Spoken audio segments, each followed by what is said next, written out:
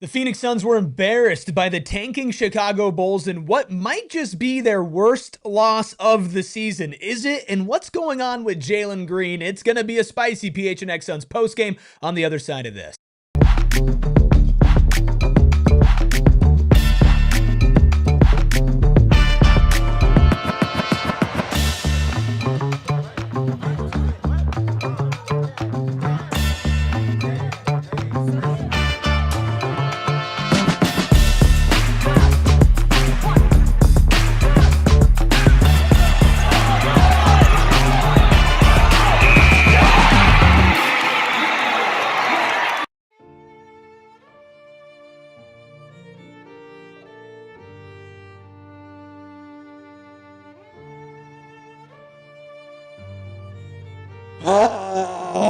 Psychos and sickos unite for a bulldozed edition of the PHNX Suns post-game show. I'm Eric, that's Gil, we got Espo, and we got the Freckled Mamba behind the Mac. Making all of the magic happen as the Phoenix Suns lost to the Chicago Bulls wire-to-wire 105-103. Hit the like button, hit that subscribe button. This was bad. Really bad. Atrocious. I mean, if you watched disgusting. If you watched our watch along, Putrid. Ugly. Shane Diefenbach-esque. Wow, I mean that's a crazy stray. Absolute crazy stray. Clip that. I mean, he's in the chat. I didn't even realize that. Yeah. Look, let's just call a spade a spade. This was one of the worst games of the season. I think the big question is, was this the worst loss of the season? Yes. So the other contenders, Yes. Portland, you scored under 80 points, right? Boston, you got absolutely blown out. Early in the season, you had some pretty brutal ones. The Atlanta 40-point fourth quarter. Warriors recently. The Warriors one recently. Like, you've had some pretty brutal losses. Is this number one? 100% number one. You're playing a team that is actively tanking, a team that is not only actively tanking, but hurt on top of that. They're playing a bunch of guys that are, second and third stringers at best anywhere in the NBA tonight, not named Collin Sexton. And they sleptwalked through most of this game. They didn't show up. Jalen Green's MIA completely. They could not play interior defense. This was the ugliest defensive game we've seen them play. This was the worst loss of the year by far. This was putrid. This was disgusting. This was upsetting. This was anything that you could think of. It was. Oh. I like you said that they were hurt, and I might push even further and say they were decimated. No Miles Buzelis. No Zach Collins, no Noah Asenge, no Josh Giddey, no Jaden Ivey, no Anthony Simons, no Jalen Smith, no Patrick. I just named 8 players that they did not have. I mean, that's like their 8-man rotation. They didn't have 8 of those guys tonight. And watching the game, it was like, and I know we'll try to find some positive things to talk about way later, but it was like they didn't do anything well. Defensively, the Bulls were just getting where they wanted and getting what they wanted. And then offensively, the Suns seemed like they just couldn't do anything. And what made it even worse was that push at the end. The push at the end where they were playing with some effort and making some effort plays and tying people up and playing with some intensity on the defensive end. I said it on the watch along. Where was this during the first 3 quarters? Where was that through the first 3 quarters? Like, knowing what this means for this team, a 3-game homestand against a team who's won 1 time since the beginning of February until tonight. They've won twice since January 26th. Come on, man. Come on. I mean, it's pathetic. I mean, that's kind of the big thing here too. Is Chicago was kind of trying to sell. Like, this is a team that's actively tanking, a team that didn't win a game in the month of February. Right? Like, this is a really bad team. This is one of the worst teams that you'll play all season. And when we preview these upcoming games, Sacramento, who they actually took care of business against, but that game was uglier than it should have been. Now Chicago, tomorrow New Orleans, before you play a red-hot Charlotte team on Sunday. These 3 games were non-negotiables. These 3 games were, you have to win. No questions asked. And I get it. Like, when a team pushes at the end, you're like, where was this all game? But sometimes that just happens. Sometimes in an 82-game season, you're slow. We talk about this whenever the Suns play the Grizzlies, who are always decimated by injury. Sometimes there's no tape on anybody, and like, these guys can kind of catch you by storm. But that's different when the Suns are supposed to be a good team at home, a good team against Eastern Conference teams, and a good team in the clutch, which this game did get down to the clutch, and we've seen them pull it out. But in this game, like, Devin Booker takes away a wide open layup in exchange for a contested mid-range. Jalen Green misses his final shot completely at the rim. Was there contact? Sure. Should he still hit that shot? Absolutely. Free throws. Oh my God. You shot 67% from the line. Hit your free throws. Free throw rebounds. Rebound free throws. Yeah, and that's, I mean, that last possession there, right? Like, Nick Richards is at the line, and you know that Nick Richards is missing at least one of his free throws. Like, a couple things are true with Nick Richards. Illegal screens and 1 of 2 from the free throw line. And he misses that second one. You can't control it, and the Bulls are able to run out the clock. You should have had at least a shot to tie this game at the end there with a timeout left, by the way. You can't even control the rebound enough to get a timeout. Completely, absolutely unacceptable result from the Suns tonight. Unacceptable. The Suns were like Punch's little stuffy. The Bulls just dragged them around wherever they wanted. Is that the monkey? Yeah, that's the Okay. monkey with the. I was like, I don't know if I understand that reference. Yeah, but like they just wherever the Bulls wanted to take him, they pulled him around tonight. 68 points in the paint for the Bulls. Oh, I mean, you got dog walk. They scored 105 points, by the way. They won, and they scored 68 points in the paint, and they didn't start a center. They messed with the Bulls, and they got the horn straight in the groin. Also, did we say that the Bulls never trailed in this game? Yeah. They wired to wire. wired you. Yeah. On your court, they were without 8 players. Yeah, this was... Mac McClung didn't even play. The Bulls hit 7 threes. You almost doubled up the Bulls from deep tonight. You hit 13, the Bulls hit 7. They only took 28, but they were just walking to the paint. Thank you, go ahead. Thank you, go ahead. Thank you, go ahead. That's literally the Suns' defense that was being played tonight. You had 6 more shots than the Bulls tonight, and you still lost. So, and this is not an excuse, because this is an unacceptable loss. The Suns should have won. It doesn't matter who was out. But you are really seeing defensively, despite, 105 points for the Bulls tonight, not a large point total, but missing Dillon Brooks, missing Jordan Goodwin, and missing Mark Williams, who was your starting center, who we've been very critical of. But I think you saw tonight just what having him in the paint is like for the presence, for the rim deterrence, even if the percentage that people are shooting against him is good. Sometimes you just don't test a guy with a top 10 wingspan in the NBA, and Mark Williams, and the Bulls knew that tonight. They came in tonight, they had a game plan, they were attacking the paint, and the Suns could do nothing about it. It was pathetic. Well, I think what happened with that, and Stevens talked a lot about it, is when Mark's out there, part of your defensive strategy is to funnel guys a certain direction towards him, to push them that way. You lose that, right? You don't have that. So now it's a lot of one-on-one matchups, trying to keep a guy in front of you, these things. It slightly changes the way you approach defense, and they just seemed vastly unprepared for that. Oso's not going to be that huge rim deterrent.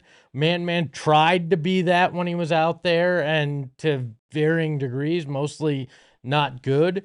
So now the question is, how do you adjust the defense? How are you going to adjust the defense? Because you got at least 2 weeks, maybe more, without Mark, and you don't have the luxury of not figuring that out. And you're going to play teams with better post presence and better in the paint presence than the Bulls do. What does that look like? How do you stop anybody if that's the way you handled the Bulls tonight? You hope it's one bad night.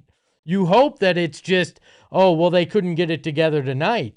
But the reality is, you're going to face teams that are a lot better in the paint than the Chicago Bulls, and you're going to have to get your stuff together and do it quick, because guess what? You play again tomorrow night, and the Pelicans have some big bodies you're going to have to contest. Well, they got some talent, too. Not to say this Bulls team is devoid of talent, but there's more talent coming in tomorrow, depending on who the Pelicans will have available in the second end of a back-to-back. So not a lot to be encouraged by based on what we did not see. And the thing that stood out to me a lot was the pick and roll coverages. A lot of times it seemed like guys were getting stuck. They weren't fighting over screens. Guys were getting lost. The switches weren't great, or whatever it was they were trying to do, it wasn't working. I can think of multiple occasions. I can think of the 1-3 that Rob Dillingham made all game was Jalen Green getting screened 35, 40 feet away from the basket, and he just stepped into it. And he went 1 for 5 from 3. But thinking about all those things, thinking about offensively, like not being able to finish around the rim. Like these guys were deterred by the Bulls. And when you look at this Bulls roster, by Lachlan Olbrich, you don't really see a rim protector. That's my dentist. You don't really see a rim protector on that roster. Olbrich. You know what I mean? Like, and he was also bringing physicality on the glass. Mm-hmm. He had 4 offensive boards simply from working harder and pushing guys and saying, I'm going to force the refs to call. And if you're not going to call it, you're probably going to be whining about it, so I'm going to go get the board. Yeah, this was the antithesis of what they are supposed to be. Yeah. What this team is. They're supposed to fight hard. They're supposed to outwork people. And you got outworked by a bunch of guys that, probably should be wearing G League jerseys in some of these cases. And they stuck it to you. Is literally a G League player. They're both on two-way contracts. They're literally on two-way contracts. Like, you could not get a shot off over 5'7" Yuki Kawamura, okay? Like, Jalen Green Great was... golfer, Yuki Kawamura. he was literally... Okay, Jalen Green, and we'll have a big conversation about Jalen Green here in a second. Oh, yes, we will. But there were literal times where Jalen Green, one of the most athletic players in the NBA, had Yuki Kawamura on him, who is a 5'7" two-way player, he is done okay in the NBA. I'm not saying that he's like, oh, you're just doing it for fun. Like, he's an okay NBA player on a two-way contract. He's 5'7". Mm-hmm. You got to bully him. Get to the paint, right? And look, when they got to the paint, were they getting mauled? Were they getting calls? Not really. But at the end of the day, like, it was a physical game. You also were giving up wide open threes when they were making it. Guerschon Yabusele gave you the business, especially at the end there with that corner three, and then hit the big ball celly on you. Like, that's embarrassing. That's embarrassing. This is an embarrassing team to lose to. And I know a lot of people who have been doomed for a while are going to use this as like validation that this team sucks, and I don't think this team sucks, but I think tonight sucks. This is tonight completely unacceptable. Big time. But and if they don't come out tomorrow and just absolutely whoop the Pelicans' ass, I mean, then you're gonna need to start having some bigger conversations about the heart of this team. If they don't come out and whoop the Pelicans' ass tomorrow, I don't know about the this heart. is the most embarrassing moment of the season. Okay, I don't disagree with that, but I also I'm not going to throw away the rest of what we've seen this year either. I'm concerned, and this was in a vacuum. This was embarrassing. This was disgusting. This was just an abomination compared to the way they played. But I'm not at a point, even if they go out and they lay an egg tomorrow night, where I'm going to go, oh, well, they've lost all heart.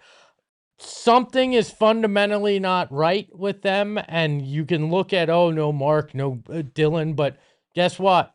You've been a no excuses team all year. You've got to find that again.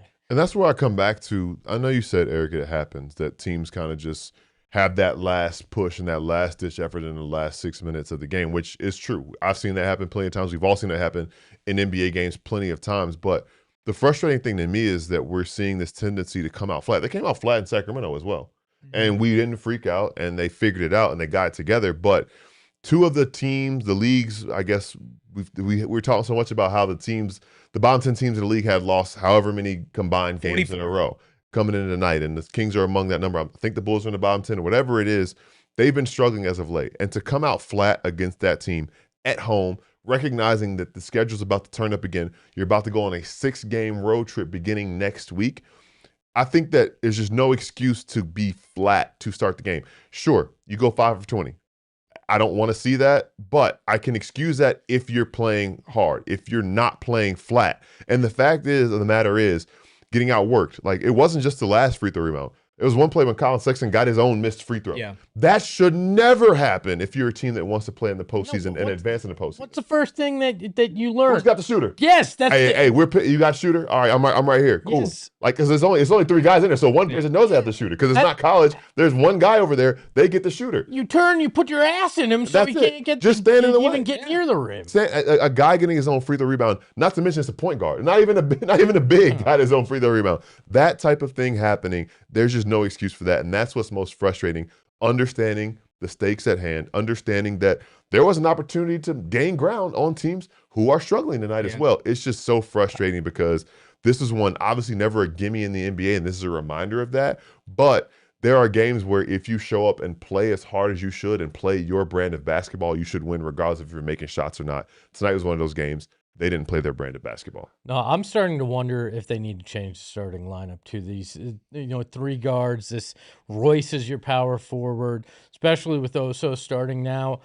I think you're going to have to look at, do we need, somebody other than Royce, or do you move Collin to the bench and bring in or Jalen? I mean, is Grayson? I mean, that's the thing is like if you're changing the starting lineup, it's like okay, well, we don't want the guards. I think the most realistic starter off the bench right now is Grayson Allen, who's been starting. That's another guard. But I think you need to. I mean, you start with Shear. I mean, maybe you consider a Shear. Maybe you go. Royce was terrible. Maybe you go Ryan.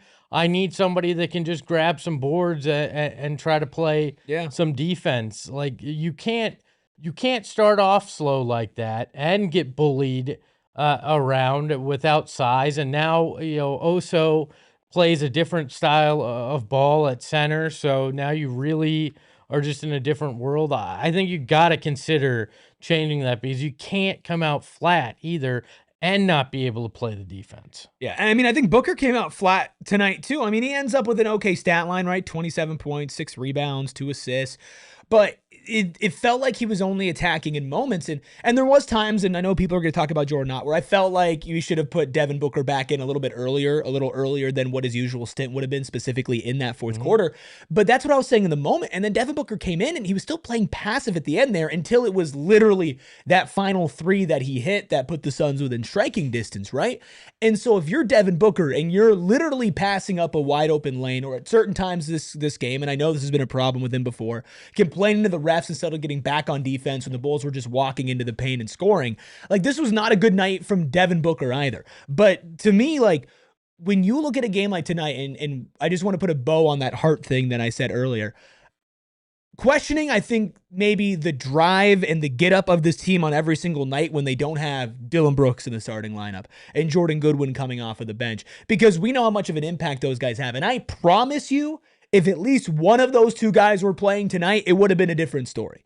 It would have been a different story because if they were not bringing it at least for the entire first half, I know I said Jordan Knott needs to lose his voice tonight. I know Dillon Brooks would be losing his voice on the guys at halftime. I'm sorry. Even if you're not playing, you're still there. But it's different when you're on the court and you're leading by example. It's a little bit different. It, but if I'm there and I'm still a leader and I'm Dillon, if that's what I was going to do, I'm still losing it in the locker room, questioning it. But I don't think you could have lit the locker room on fire today at halftime. I don't think it was going to change anything with the way these guys played, because I don't think that's the kind of rah, go out and get him, this is ridiculous, flip a table that changes that. They sleptwalked through it. I think that's the fundamental problem with this team, though, because what we talked about with missing Goody and Brooks at the same time is who is going to be the guy that's leading by example. We talk so much and we giggle at it sometimes when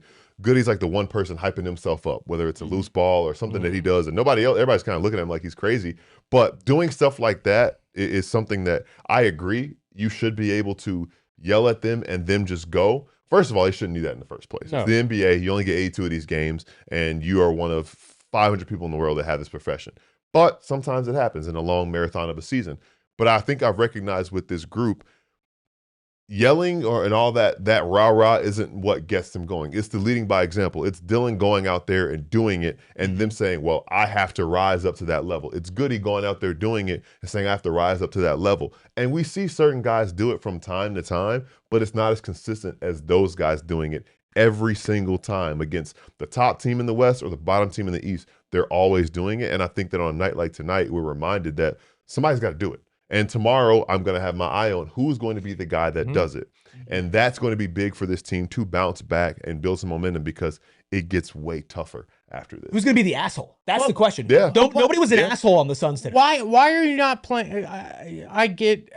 Why are you not playing Highsmith? He might be on the injury report. Don't take him off the injury report. If he's not ready to play, he should be on the injury report. Maybe he's ready health-wise, but maybe he's not ready up to the playbook or anything like that. I don't know, man. I'm sorry. Tonight, I don't know why he didn't play. Nobody looked like they knew the playbook. I don't know why Jamari Bouye didn't play tonight. Yeah, that's another one. I'm like, at this point, if they come out flat like that, try anybody. Amir Coffey went out and proved that, right? Yeah. And we'll talk about him, but like tonight was one of those empty the clip, whatever you got, go try to figure out something and put somebody out there and see if they're going to be that dog. And what we've heard is Highsmith could be that dog. Like I want to see it. Hell, I would have just turned to CJ Huntley and gone, you know what? You want a chance? Because look at these guys. They're not doing crap. I mean, it's like a G League game anyway, basically, out there. You feel right at home. I just would have been like, go ahead. You try your hand. Go show these guys how to hustle. You don't think pulling one of these starters for CJ Huntley would have sent that message? Like something had to be done tonight. Yeah, something had to be done. You mentioned Amir Coffee. Let's just go ahead and give him due to the night. Presented by Gila River Resorts and Casinos. You do you at Gila River Resorts and Casinos. Visit playatgila.com for more details. Thank you, Amir Coffee, for your great play tonight. Do you want to know who wasn't due to the night? Yeah, the guy that everybody else. The guy that we're gonna talk about on the other side of our first break. Hey, do you want to multiply the good things in your life? Vacation, relaxation, celebration. If you multiply 0 by anything, you get nothing. Well, if you have the good things in your life, which I think if you looked hard enough, you could find, you could multiply them with Arizona Lottery. That's right. They have multiplier scratchers with over $270 million in prizes. You can win big enough to do more of the things that you love. Multiplier tickets start at just $1, have prizes up to $5 million.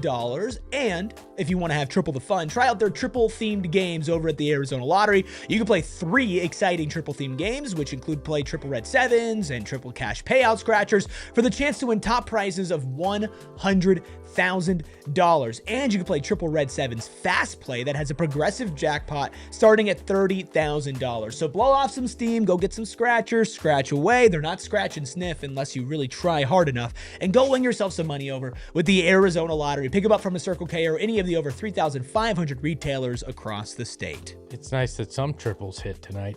When it comes to Shopify, you're always going to be a hit there because, Gil has he has a rap career. I don't want to out him, but it's true. He's been trying to sell CDs. So actually, these two do it together, right?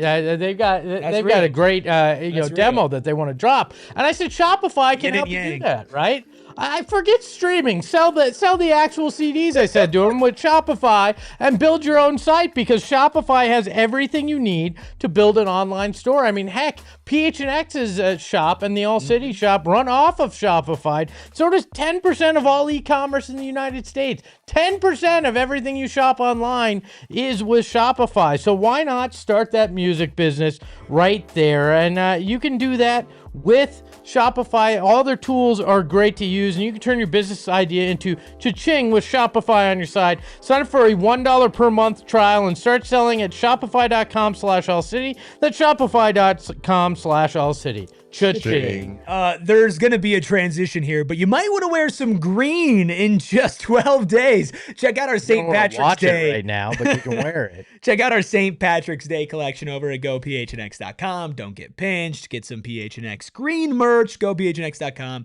Check out our merch locker. Okay. Hit the like button. Hit that subscribe button. 5-star reviews on audio. Shout out to everybody in our watch along there today. Over 600 of you at one point in the watch along. Okay, so 12 points. 5 of 20 from the field. 1 of 8 from deep. 1 of 2 from the free throw line. 3 rebounds, 3 assists, a turnover, a steal. In 32 minutes. That would be the line for one Jalen Green. We're getting to a point, folks. We're getting to a point, and I don't think I need to say anything else. I'm taking the kitty gloves off. Uh-oh. All right. I have been in your corner, Jalen Green. I have understood the injuries, the changing teams. All of this is difficult. Trying to find your way in a new offense. All these things are difficult, and I respect that. And I respect that it is tough to figure it all out. But we are at the point where you need to show up. And tonight was a night where this team needed you in the worst way, and you found a way to not have an impact, except a negative one. You got to the rim, couldn't finish. You couldn't hit from deep. Tonight was that line that you crossed. That point where it goes, okay, where are you? Where are you? You were supposed to be the key piece to this. And I understand. People are like, well, Jalen Green's always been inconsistent. Not to this level. Not in this way.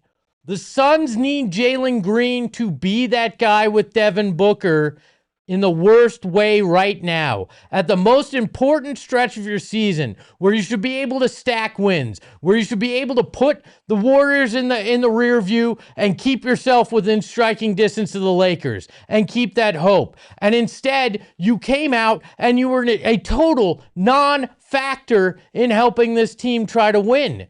They need you, Jalen, and you need to figure it out on the offensive end and figure out how to score at the bucket.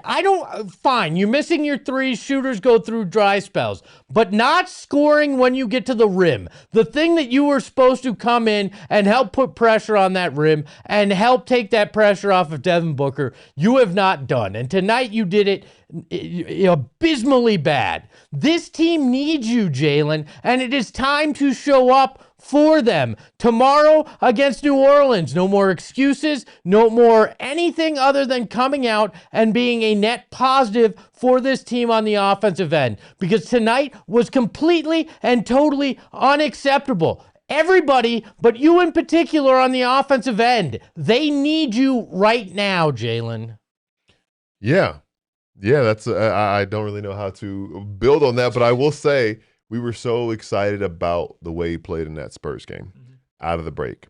Since that Spurs game, he's 33 of 111 from the field. Jesus. And 8 of 49 from three. I think it's almost worse when you break it down like game by game, right?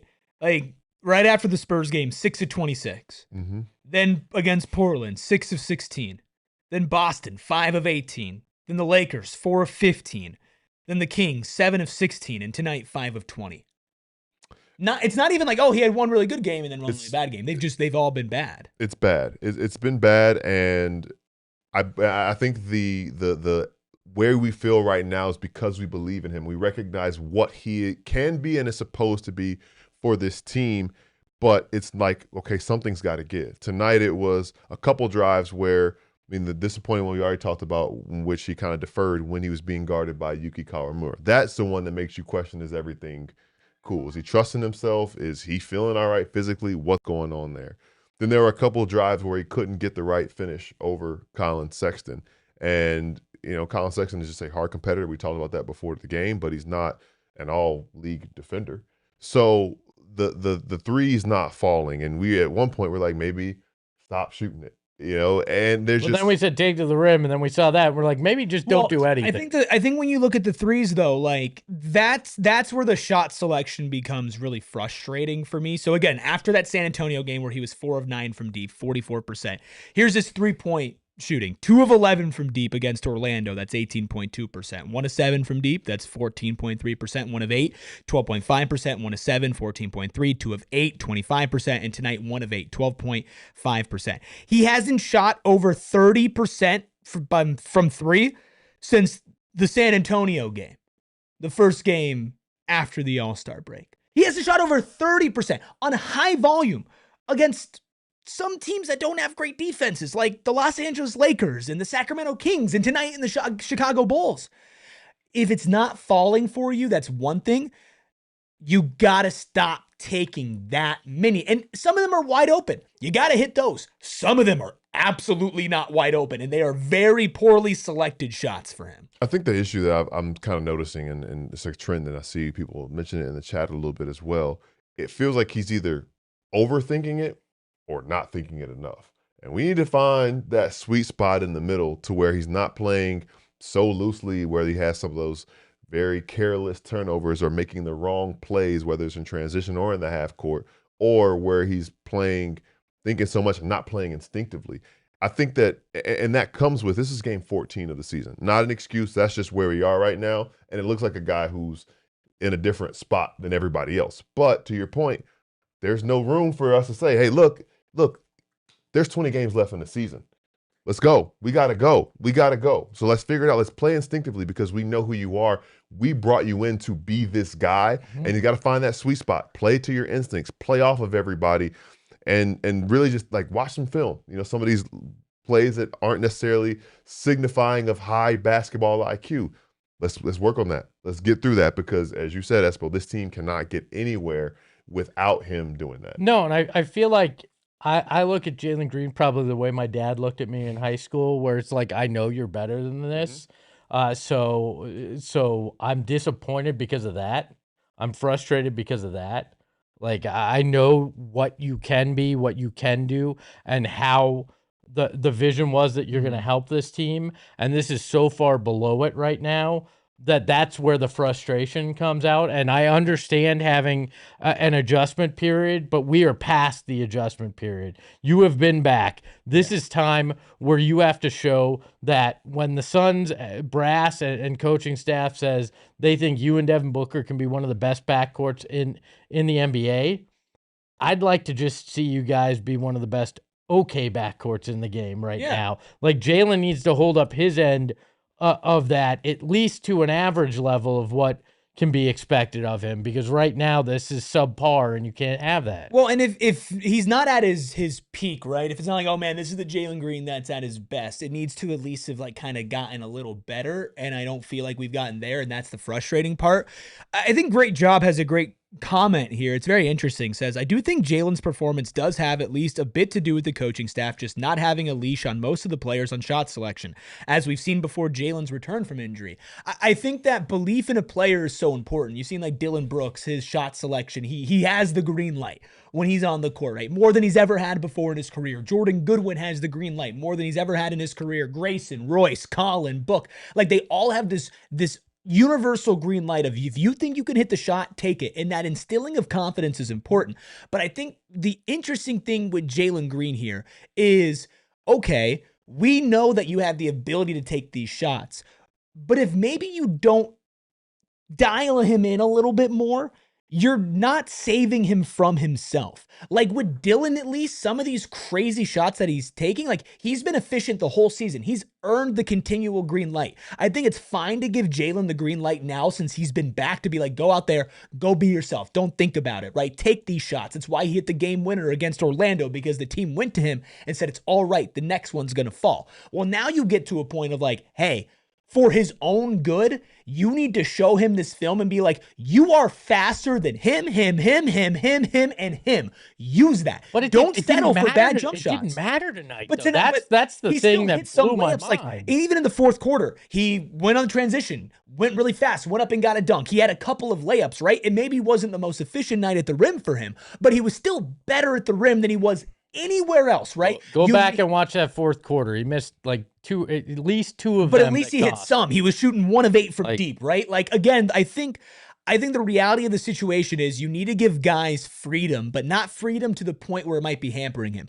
And if you scale him back and he's still not playing well, okay, well, that's a different conversation. But Gil, like you said, where it's like, okay, he's maybe overthinking or he's underthinking. Well, part of that might just be, hey, I've been told I can do whatever I want and take whatever shots I want because they believe in me. But now I have the weight of their belief on me. I know the results aren't there. And now I'm like, oh, well, I got to do something spectacular. No, brother, you just got to play basic fundamental basketball and use your God-given gifts to take advantage of that and just even it out a little bit. That's what you need from Jalen, is just steps towards the middle, not this elevation to top 5 shooting guard in the league. Just be closer to average. And I think that's the thing, too. There's a difference. You said freedom and free reign. I think there's a very fundamental difference between those two things. Looking at his shot chart tonight, when we talked about it, 10 of his 20 attempts came more or less inside the paint or in that proximity to the goal. And he was 4 of 10 as far as that goes. And then, again, we talked about how many threes he missed in this game. And the last one comes to mind more than any of them because it was the last one where he got to the rim. And there were 3 guys that he met there, and there probably was some contact there, but they're not calling that in that circumstance, in that situation. And he had an opportunity to give the team the lead, and they trusted him in that moment to give the team the lead. And it's just in the small margins. That's the type of thing where I'm wondering, is it just needing to get his legs under him a little more and get that feel of being back on the court more? Or is it him just not fully like being all the way there because he's still hesitant in some ways? And I don't know what the answer is, but the fact that he got to the rim is a reminder of who he is, and he's just right. I think that's the most frustrating part because it's right there, and it seems like it's just a couple small tweaks that would make it better. But it's like, again, what's it going to take to make that happen? Because it has to happen now. Eric, I agree with what you were saying. I'm frustrated tonight because even Sure, when he shifted I into hear that you. mode, he was missing. But that's where it should be. If I'm odd, I'm like, your number one priority is going and dunking on some fool. Go out there and be aggressive with that. And then if the threes come along, fine. But that's your number one priority. I want you to put as much pressure as possible on that rim and the opposing bigs. That's your whole mission when you go out there. I mean, at this point, right, when you're like, okay, you can create shots, but can you make them? And that was something that we talked about all summer was Jalen Green is very good at creating the shots. He's not always the best at converting, but we haven't even seen the other side of it since that Spurs game. But what we are going to see on the other side of this break is Mr. Context himself, Stephen Prejean Garner, will give his takes on Jalen Green, the Suns game as a whole. What were the vibes like in the locker room? We're going to let you know on the other side of our second break. I can tell you what the vibes are at Mountain America Credit Union. They're always good because everybody's happy at Mountain America Credit Union, the official credit union of the Phoenix Suns, because they can get a My Style checking account, which has perks just for you with that Suns card: identity protection, mobile phone protection, restaurant deals, loan rate discounts, offer on travel and events, telehealth access, and more over at Mountain America Credit Union with the Suns card as a debit card. So you can make My Style your lifestyle that way, or you can get the Suns card as a credit card, a no annual fee credit card available as low rate, cash back, or rewards cards options. But here's the cheat code, right? So you've got the Suns card, get it as the debit or the credit card, and then boom, get the Mercury card, the official credit union of the Phoenix Mercury, and whichever one you don't get with the Suns card, go get it with the Mercury card. And then on nights like tonight, you can just use the other one. Exactly. You can use the Mercury card. Look, get your Suns and Mercury card today. Mount America is here to guide you forward on your financial journey. Visit macu.com/Suns to learn more. Insured by NCUA. Terms, conditions, and exclusions apply. Loans on approved credit. Look, we all love going to Las Vegas. It's fun, but you guess what? 5-hour drive sucks. 45-minute flight, sure, that's not bad, but then you got to go through security, deal with all that crap. Why bother with it? Because our friends at Gila River Resorts and Casinos are bringing Vegas to you, and they're also bringing some of the finest rides in all of America. They're doing their fabulous Corvette giveaway, 4 Corvettes at 4 locations that you can sign up for between now and April. But with that Vegas residency, you're going to get unbelievable exclusive concerts, extended DJ sets, showgirls, chef-driven dining, pop-up bars, surprise cameos. I don't even know who they are. They won't even tell us who they are. That's how big it is. You're not going to want to miss it. And I got to tell you, I told you about the Corvettes. I saw the beautiful orange one out at Santan Mountain. You're going to want to get in on this. So you bring you, they bring Vegas, only at Gila River Resorts and Casinos. Visit playatgila.com for the full calendar of events. Suns suck tonight, but hey, that's not our fault. We're doing great. Hit that like button, hit that subscribe button, become a member today. We are going to get to your super chats here in a second. I promise. I really, really do. But first things first, we've got to bring in, of course, the 4th member of our panel. It's time to get some context.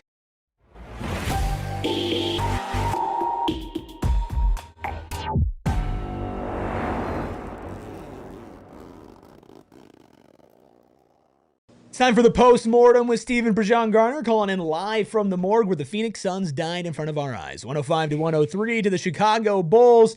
Stephen, just to continue our conversation that we were having before we brought you on about Jalen Green, is there any concern from you about the lack of return to the mean when it comes to Jalen Green's offensive efficiency as of late?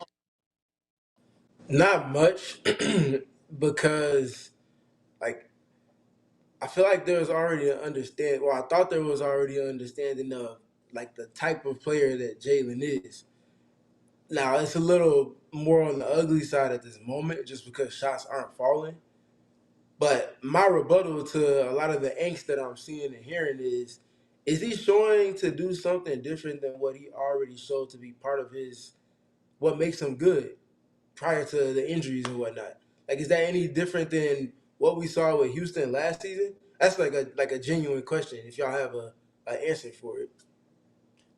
I mean, I don't think we saw this many games of poor shooting like this in a row from Jalen. I think that's where the frustration is. A lot of people have given understanding and grace because of the injuries, trying to adjust to things. But it's like, okay, at what point do we finally see that seal break again and put people in a better position? I think what my thought was too, and there are 3 drives that come to mind. There were 2 with Collin Sexton, and then the last one that could have put the Suns ahead, and he couldn't get any of them to go. And I'll spin it back to you and saying that this is game 14 for him. And I think that it's important to not, I guess, temper your anger until you get to a certain point. But I would say or ask you, how long do you think it is before, okay, maybe we should sound some alarms, given that it's been 14 games, but also there's been a lot of things that have contributed to him not necessarily being in a rhythm yet? Yeah, to answer Espo's what Espo had to say. For me, Espo, it feels like it's less about the results right now because of the fragmented nature of how he's been in and out of the lineup this season. And it's more so about, is he taking the same types of shots that he's always shown to take? Or is he doing something different than his norm? So for me, that's kind of what I'm gauging it off of. Jalen Green has been a prolific scorer before. He's averaged over 20 in the season. He's been a number 1B option on the offense. He's taking shots that he typically does. His rhythm is just not there. And for me, that's why I'm not in like panic mode or anything in regards to, the inefficiency right now, because I imagine that once he does get his rhythm rolling and once he does kind of have that kind of confidence that comes with that rhythm, I imagine it changes the fortunes for him some. Now, obviously, that remains to be seen because to Gil's point, he is 14 games in, no matter how fragmented that might be. But to your other point, Gil, I feel like he's kind of a bit frustrated with himself just because he wants to be good for the team. But I also think that he feels the space that he's been enabled to kind of work and be the best version of himself. And it's just not clicking right now. And it's the compounded nature of it just not clicking. So I think there's a bit of coaching that you can maybe say, Jalen, like we talked about over the summer, Eric. Hey Jalen, this is a shot you can make. What about if you kick it to one of our shooters and then the ball, the way it moves when they're at their best, it usually gets back to someone who can then take a shot in a better rhythm. Or it might just be a better opportunity in terms of one-on-one with no help involved. Like, I think some of those decisions can be cleaned up. But again, I get back to my base point in this is who he's shown to be as far as his shot selection. He's a tough shot taker because he can make those. You can't get to the ones that he makes, like you talked about with the game winner, without him taking some that ultimately come with some misses. Sometimes those come in succession with one another. How long then? How long for you until That's a open-ended question right there, because so when you have, again, I'm not trying to cop please and make excuses, but the fact of the matter is, context-wise, the injuries, man. When you're in and out of the lineup, and then in and out again, and then in and out again, and now you're trying to find a rhythm again with all of the newness around you, and all of the other things that come into that context, it just makes it harder for you to find your rhythm. And I mean, to no surprise, no grace is being given to him on social media.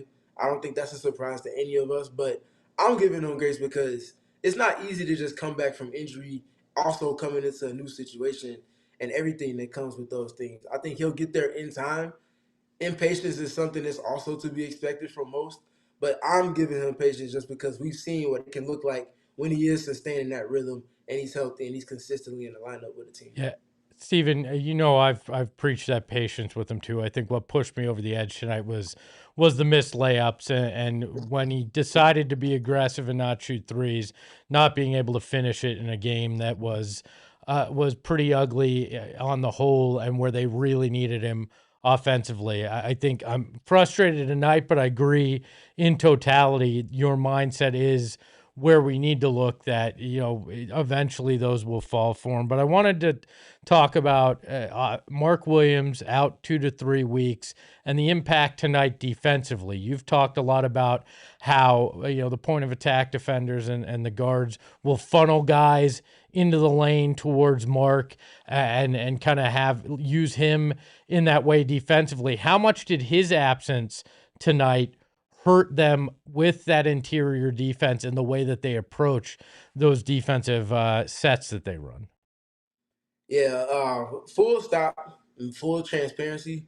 If Mark Williams played tonight, he would have been in foul trouble by the end of the first quarter. And it would not have been by fault of his own because it was a melee of drives after drive after drive after drive after drive. Paint touch leads to a wide open catch and shoot three. And now guys are finding a rhythm, and that's kind of building up confidence for them. I think the Bulls only scored 24 points in the first quarter, but they took a lot of shots in the rhythm that they wanted to. They didn't have any turnovers in the first quarter. The Suns had 0 steals in the first quarter. When can we say that we remember of any quarter in recent memory that this team just did not have one steal? And that's a team that was not playing to their identity in the first quarter. Now you get to the second and third, things got a little bit better, but then in the third was the most sweeping blow of drives that they conceded.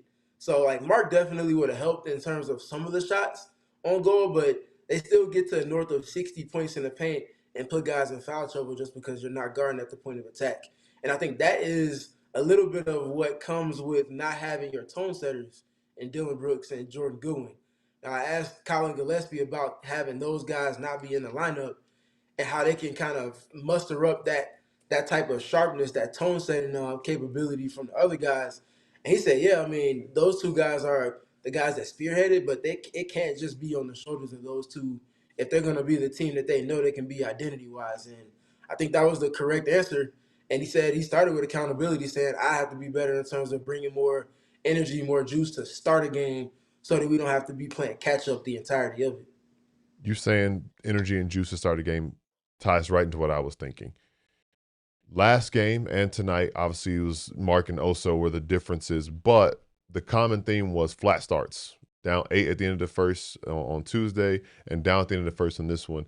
We talked about it a little bit. Do you think that there's anything that can be done to tweak starting lineup or rotation-wise to avoid falling in those holes to begin the game? Because this is a wire-to-wire loss tonight. So is there anything you could think could be done right now in the interim before this team is at full strength lineup-wise, maybe to tweak around? Yeah, for me, this is me going against the grain with the coaching staff's decision a little bit. And this is not me saying that I think I'm smarter than them or that I know the team better than them. But just from my viewing eye and watching it the ways that I have, it feels like that starting group, especially in this moment in time without Dillon Brooks, they need somebody that's going to bring that kind of rough, rugged edge from the wing position. Like if you're going with, like Royce has it in spurts, but Royce is not that point of attack guy in particular. Obviously, that's what makes Dillon unique because he can do what he does on the ball and off the ball and still provide impact. Who's guarding those primary ball handlers in the starting group when Dillon Brooks is not in there, based off of who started tonight? And that's what I want to see them have, one of those guys just in the mix to be physical, just do all of those kind of marginal things so that the other guys, they can still bring it in spades themselves, but so that it's not that they have to have it every single chance they get. And I feel like that's what Ryan was doing before obviously Dillon got hurt, but even just in general, when Ryan started getting more minutes recently, yes, 3-point shooting, oh my goodness, yes, I know.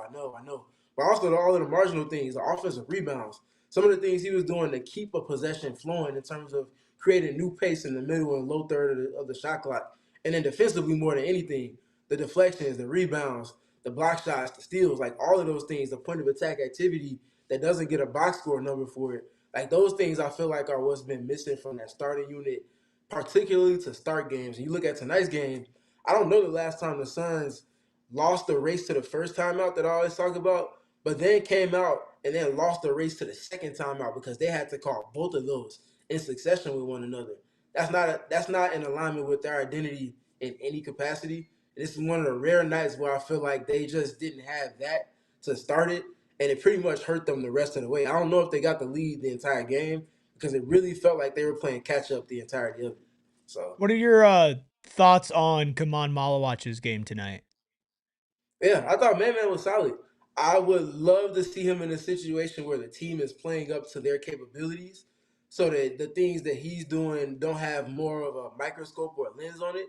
And he can just go out and be man. Set some screens, pop and knock down some threes, get a couple of hub type assists, keep things alive, and then defensively just being solid. Like he had to be put in a position where Jordan, I was mentioning it, I think a couple of days ago, where Man is similar to Mark Williams in the fact that he can play a solid drop and not always have to be up at the level and provide impact and activity within that. But the issue was tonight, because the point of attack defense was not even close to where it needed to be, they had to put their bigs up at the level aggressively in the third quarter and just be hedging out and blitzing. The Suns are a bottom third team in terms of blitz rate and pick and roll. So that's a team that was looking for some spark because they weren't doing what they needed to do. And not having that spark kind of put them in position to be out of position because they have to rotate more because of that defensive decision. So Man comes into a situation where he can be himself more. I think that helps him a lot. It helps him provide more impact. But he played okay today, even considering those circumstances. Steven, last one before we get you out of here real quick. Anything interesting said post-game by the players or coach? Nothing is specific. I would just say the general feedback for me was that they all, accountability-wise, acknowledge that they have to set a much better tone and have to be intentional about that. And I think they also all acknowledge that they let one get away and that you can't always be trying to play makeup at the end for atoning for mistakes that you made for the first 44, 45, 46 minutes. Like, even a 5-minute swing within those first 45 to 46 minutes turns this into a game that you win probably by double digits. And the fact that they weren't able to find that tonight really just speaks to the mindset that they have. And they all kind of pretty much spoke with assuring kind of tone that they'll come out and be better with that tomorrow night. But definitely acknowledging that this is one that they let get away for sure. Like you mentioned, tomorrow night, Suns-Pelicans, second night of a back-to-back, also at home. You'll be back at the morgue, so make sure, if you aren't following Steven yet, that you follow him at Steven PG3. That's Steven with the PH. Always good talking to you, my friend. We'll see you soon. I appreciate y'all. All right, y'all. What we're going to do is we're going to read your Super Chats, and we'll get out of here as the Suns lose to the Bulls, 105-103, and we'll get to it all on the other side of our final break.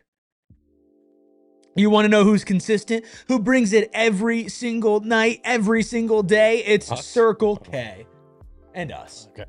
Because we're powered by Circle K Snacks.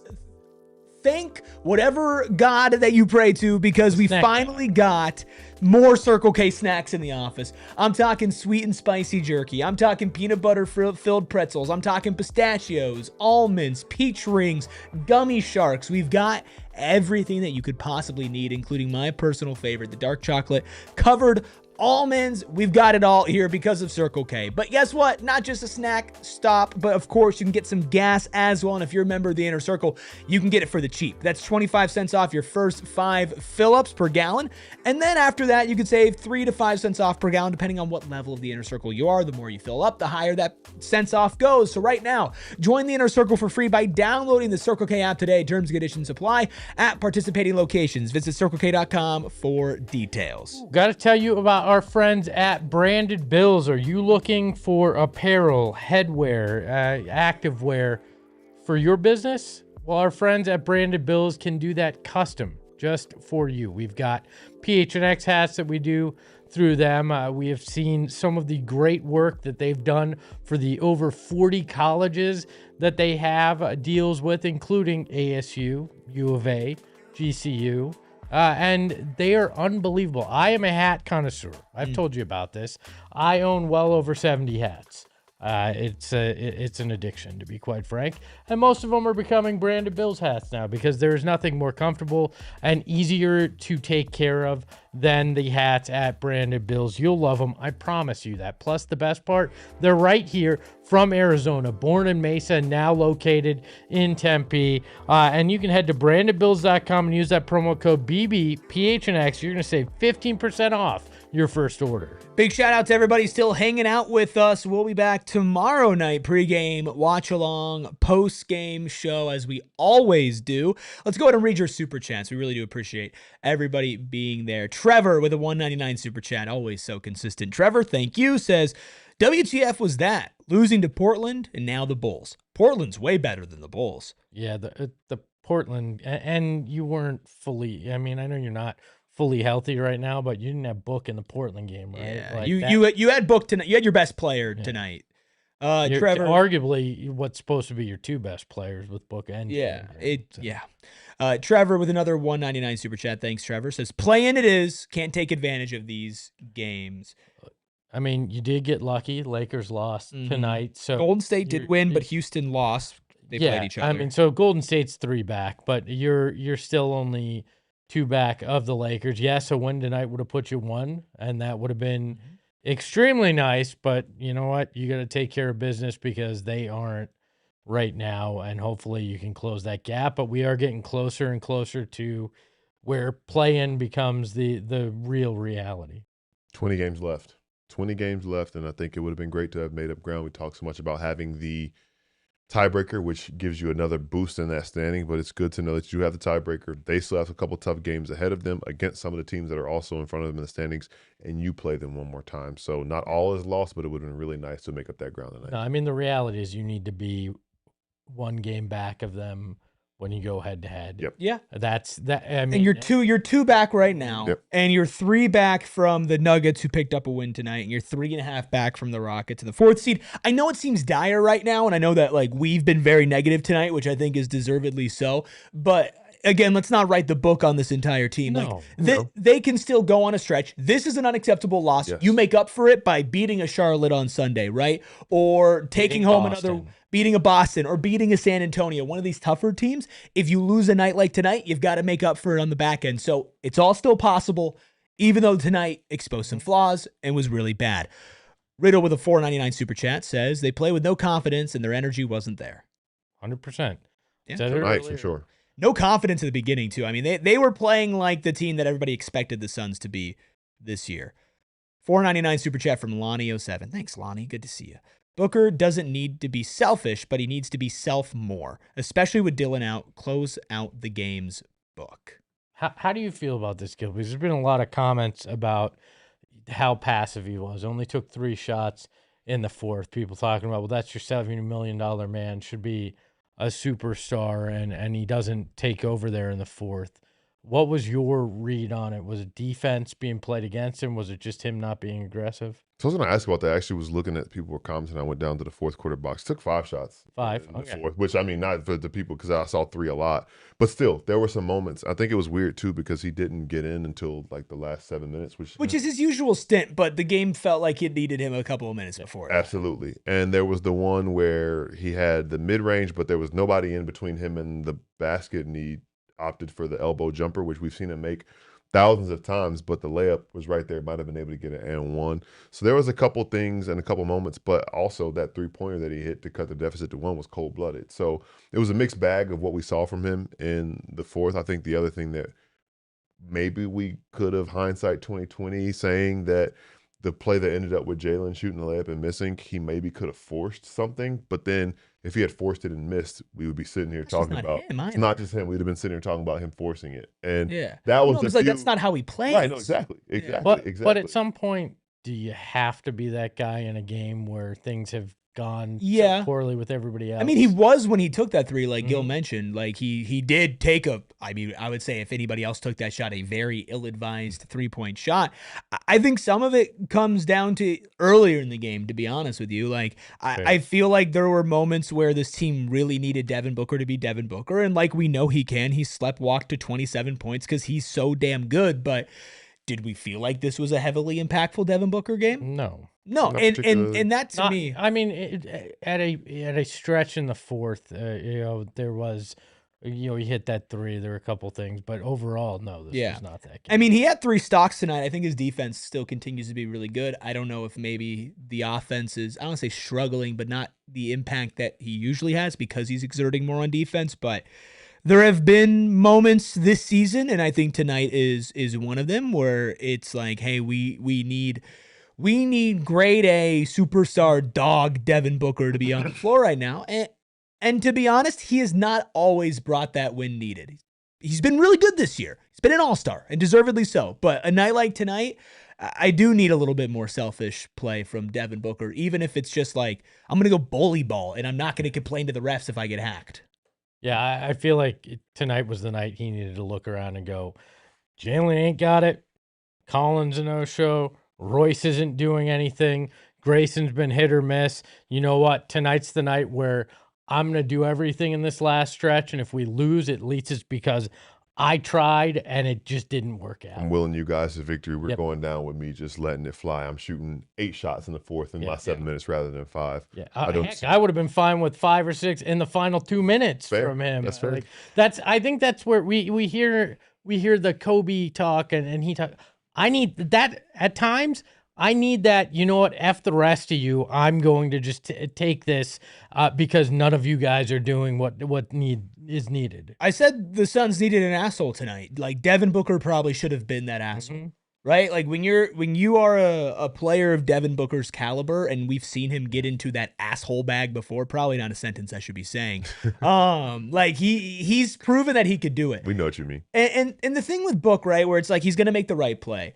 Sometimes the right play is forcing the issue a little bit offensively, shooting shots so the defense reacts and then passing the ball, right? I mean, you talk about that Jalen layup at the end. There was a lot of attention on Jalen Green because they knew when Jalen Green touches the ball, he's going to shoot it. They knew that was going to happen. He only had one less shot than Book tonight, right? And had one more shot from three. You know, okay, Jalen's got it. He's not a passing threat like Devin Booker or Grayson Allen. It's kind of like the Dillon Brooks effect where it's like, hey, you're probably going to put up a shot here because that's kind of what you do. If Devin Booker's forcing the issue a little bit more, maybe there's not as much help on Jalen because Book is getting a little bit more gravity. You make the defense shift. You make them make these decisions, and that's the cascading effect that you needed when nothing else was going. It's a make or miss league, right? You hit some free throws. We're not having a conversation about Devin Booker needing to be the alpha dog in the fourth quarter. We're having a conversation about Devin Booker was the alpha dog in the fourth quarter. He hit a ballsy three and got a block there after, not messing up, but not taking advantage of the layup. Rasheer Fleming, Kamal Malawach go 4-4 from the line, and we're having a different conversation instead of them both missing their two trips to the line. So I think it's a little bit of a fallacy of like, oh, this is like Devin. But I do think that if you're just watching all these games at some points, it's like, hey, man, like we need you to be that guy. And you have been so many times, and that's why we need you to be it. Yeah, again, some nights just turn on that mode, and which he's done before. Everybody else just needs to accept, you know what, we didn't have it, and Book's going to either take us to the promised land or we're just not going to get there because we didn't do enough. Riddle with a 499 super chat says, if the threes aren't falling, Jalen Green needs to attack the basket and get a layup instead of forcing shots. I don't think you'll get any disagreement here. I think that was part of the problem, that he attacked the basket and still couldn't get to go, which was tough too. The two drives on Collin Sexton, I mentioned it before, and then the one potential go-ahead shot late were ones that I thought he was going to get, and you could just tell something was like slightly off on all of those drives. So hope to see more of that and then convert next time. Yeah. Teddy! I love seeing you here, Teddy. 499 Super Chat says, Jalen Green just Devontae Graham with $100 million and a fine jaw. It's the Super Chat? John. Oh, John. My bad. I didn't said jaw. I really hope not. I thought I said jaw. I thought you were just complimenting his jawline. So, back to this game. Thanks for the Super Chat, Teddy. We have not been able to talk about Kamal Malawach. I know we talked to Steven about it. I think that's what we get out of here on. I would say overall positive minutes from Kaman, not a crazy stat line, and in fact, probably not an encouraging stat line. 12 minutes, 2 points, only 1 of 1 from the field, 0 of 2 from the free throw line, 4 rebounds, 4 turnovers. But those are a couple of legal screens, right? Yeah, legal screen. He had the weird pass where he was jumping and then he brought it down, and they weren't the best minutes, but honestly, I wasn't like dissuaded by anything with Kaman's minutes tonight. I think basically there was some good and there was some bad, and I think the good maybe barely outweighed the bad. Steven was encouraged by what we saw from him. There were a lot of things that just with the timing was off, right? Like he mistimed jumping for a lob, and there was a pass that couldn't get to him. There's a pass that he made that probably shouldn't have tried to make, but Royce. the thought was at least there that he's making the reads. You could see him processing and learning the game in real time because it's really fast for him, and you can just tell.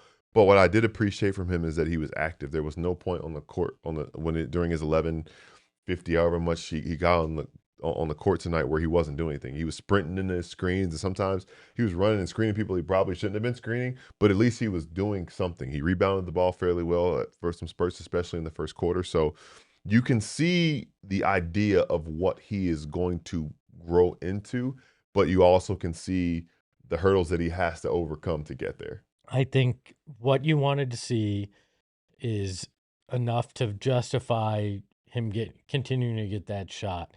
I think he did that tonight. It wasn't pretty. It was far from perfect.